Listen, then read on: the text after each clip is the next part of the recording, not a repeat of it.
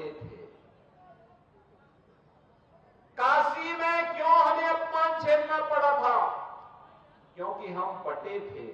मथुरा में क्यों अपमान झेलना पड़ा? क्योंकि हम बटे थे। और जब बटे थे तो कटे थे। बटना नहीं है, एकजुट होना है। याद रखना, भारत की आज की सबसे बड़ी चुनौती है जाति के नाम पर बांटने वाले लोग देश के दुश्मन की तरह काम कर रहे हैं। अयोध्या में 500 वर्षों का इंतजार क्यों हमें करना पड़ा था? क्यों करना पड़ा था? क्योंकि हम बटे थे। काशी में क्यों हमें अपमान झेलना पड़ा था? क्योंकि हम बटे थे। मथुरा में क्यों अपमान झेलना पड़ा? क्योंकि हम बटे थे। और जब बटे थे तो कटे थे। बटना नहीं है, एकजुट होना है। याद रखना, भारत की आज की सबसे बड़ी चुनौती है जाति के नाम पर बांटने वाले लोग देश के दुश्मन की तरह काम कर रहे हैं।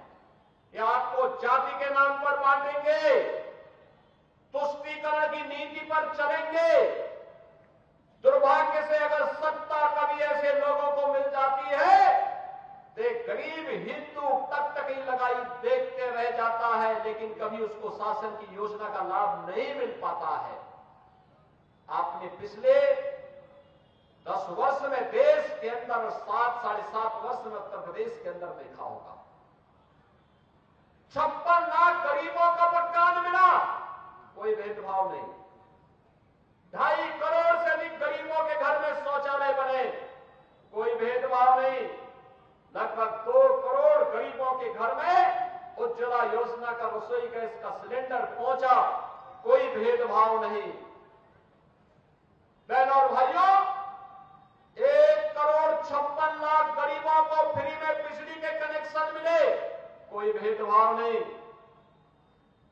14 लाख किसानों के बिजली के बिल, ट्यूबवेल के बिल माफ किए गए, कोई भेदभाव नहीं हुआ।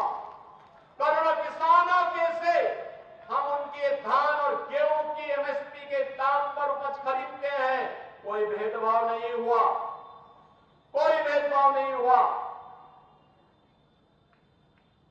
प्रदेश में 15 करोड़ और देश में 80 करोड़ गरीबों को फ्री में राशन दिया जा रहा है, कोई भेदभाव नहीं।